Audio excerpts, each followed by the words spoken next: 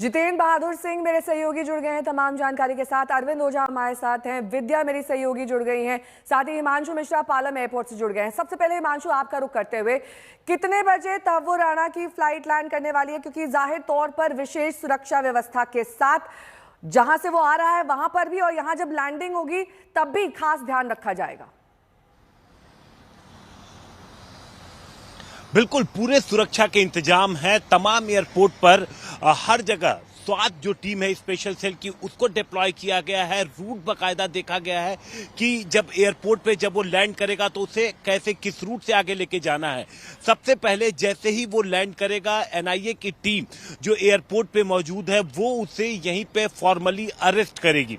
Arrest करने के बाद उसे आगे ले जाया जाएगा, कोर्ट के सामने पेश करना होगा। अब ये बाद में सिक्योरिटी को देखते हुए कि क्या उसे कोर्ट ले जाया जाएगा या फिर उसको पेश किया जाएगा घर पे, या क्या तरीका अपनाया जाएगा, ये उसके बाद सिक्योरिटी जो असेसमेंट है उसके बाद ये चीजें क्लियर होंगी। लेकिन 12 बजे से लेकर के 2 बजे के आसपास का जो समय है वो अभी तक सामने आ रहा है कि कम से कम इतना तो बजेगा जब तहव्वुर राणा पूरे 17 सालों के बाद उसे एजेंसियां ला रही हैं और 17 सालों के बाद वो भारत की धरती पे आएगा। और उसके बाद फिर उससे जो पूरी टीम बनाई गई, की स्पेसिफिक टीम बनाई गई है जो उससे पूछताछ करेगी। तमाम जो कॉन्स्पिरेटर थे, क्योंकि कॉन्स्पिरेटर है ये, जो मेन कॉन्स्पिरेटर है सीधे डेविड कोलमैन हेडली से जुड़ा था, तो पीछे कौन कौन चेहरे थे, लश्कर ए तौबा के वे चेहरे साफ होंगे और साथ ही साथ जो पाकिस्तानी खुफिया एजेंसी है उसके चेहरे साफ होंगे। तो ये एक बड़ी कूटनीतिक जीत है और साथ ही साथ ये भी स्पष्ट होगा कि किस तरीके से 26/11 हमले के पीछे पड़ोसी देश इन्वॉल्व था। ठीक है, जितेंद्र बहादुर सिंह भी मेरे सहयोगी जुड़े हुए हैं तमाम जानकारी के साथ। जितेंद्र, जाहिर तौर पर एक बड़ी कूटनीतिक जीत तो है भारत के लिए, लेकिन कौन सी वो इंफॉर्मेशन है, कौन सी लाइंस पर क्वेश्चनिंग की जाएगी ताकि 26/11 हमले से जुड़ी जो जानकारियां अभी तक सिर्फ तहव्वुर राणा को पता थी वो सामने आ पाए? और देखिए नेहा, एक महत्वपूर्ण तरीके से क्वेश्चनिंग किया जाएगा। एनआईए की पूरी टीम इसके लिए गठित की गई है। जो सूत्रों से जानकारी मिली है उसमें 2 आईजी स्तर के अधिकारी हैं और एक डीआईजी और एक एसपी। ये 4 सदस्यीय टीम है जो कि यहाँ पर जब वो पहुंचेगा तो उससे पूछताछ की जाएगी। सबसे बड़ी बात यह है कि डेविड कोलमैन हेडली जो है उसके बारे में ये जानकारी मिली थी जब उसकी गिरफ्तारी जो है एफबीआई ने किया था, तो उसने एफबीआई के सामने इस बात को कबूल किया और उसने कहा कि तहव्वुर राणा को उसने 2006 में ही बता दिया था कि भारत में इतना बड़ा हमला होने वाला है 2008 में।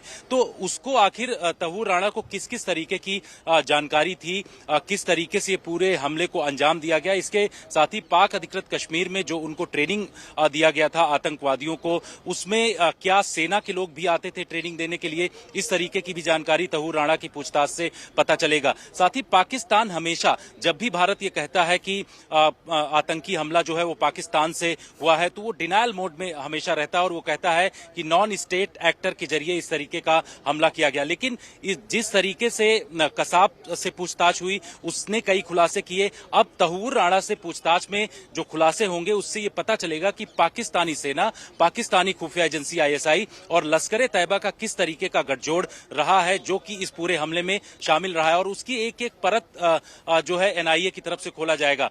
भारत में अगर बात करें तो यहाँ पर उसको लाने के बाद कोर्ट में जब प्रोड्यूस किया जाएगा तो उसके लिए बाकायदे गृह मंत्रालय ने एक नोटिफिकेशन भी जारी किया है और उनकी तरफ से कहा गया है कि पूरा जो मामला है, मेरे 2 सहयोगी और जुड़े हुए हैं उनका भी रुख करेंगे, लेकिन इस बीच ये बता देना जरूरी है कि तहव्वुर राणा का भारत लाया जाना क्यों एक बड़ी खबर है, भारत की जांच एजेंसियों के लिए क्यों एक बड़ी कामयाबी है। इस पर आज तक पूर्व गृह सचिव आरके सिंह से बातचीत की। उन्होंने अपने कार्यकाल के दौरान 26/11 हमले की जांच की थी।